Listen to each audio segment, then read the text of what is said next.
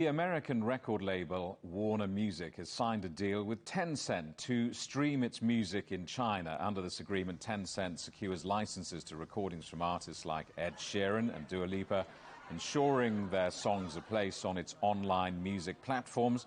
The two companies have also created a joint venture record label to develop new artists. Well, let's talk to Arnold Ma, the founder and CEO of the digital marketing agency Cumin.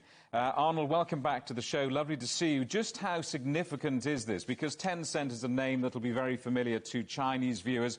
Warner is a big name for Western audiences. These are two titans coming together, aren't they?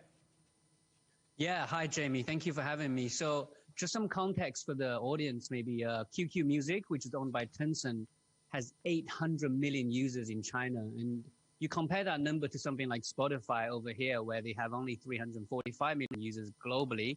And I think Apple Music just over 70 million users. So it's a huge deal for Warner Music to reach the Chinese market with their portfolio of artists.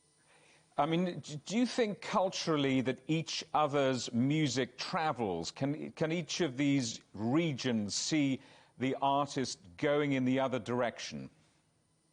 Yeah, I think that's a really good question, right? Like, I think one of the expansion point on the contract, because they have been, they have had a deal for quite a while now, is a new JV created to help talent go into China. But I think maybe something that they haven't mentioned that's in the pipeline is to help Chinese talent to also globalize, right? And that's what you're saying about Chinese music traveling globally. And I think if you look at the current situation, culturally, politically, economically, there's a distinct lack of Asian representation in entertainment, in all industries. And I think this is one way that maybe Tencent and also Warner Music is really trying to change that by providing a global stage for Chinese talent.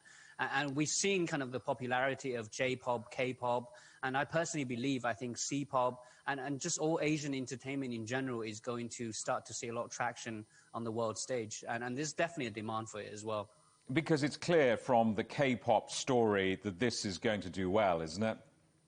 Yeah, exactly. Like we've seen the K-pop having huge popularity, not just with Asian diaspora, but also just in general audience, Western audiences globally, that's picked up a lot of traction with artists like BTS and more. Just tell us and explain to us how the remuneration works here. I mean, how do artists make money out of this? Yeah, so I believe, as far as I know, it's like based on how many times they play. So it's similar to like Spotify when it's and also Apple Music as well. So when their songs are played, they get a certain return. And in China, this is huge because there's obviously a lot more people in the same market.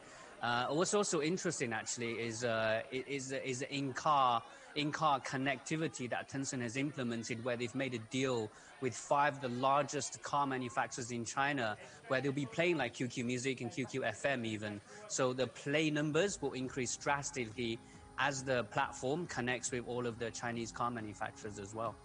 Arnold, we've got so much to talk about, but the clock's defeated us. Come back on the show very soon. Good to see you. Thank you very much, Arnold Ma. Thank you so much. Thank you for having me.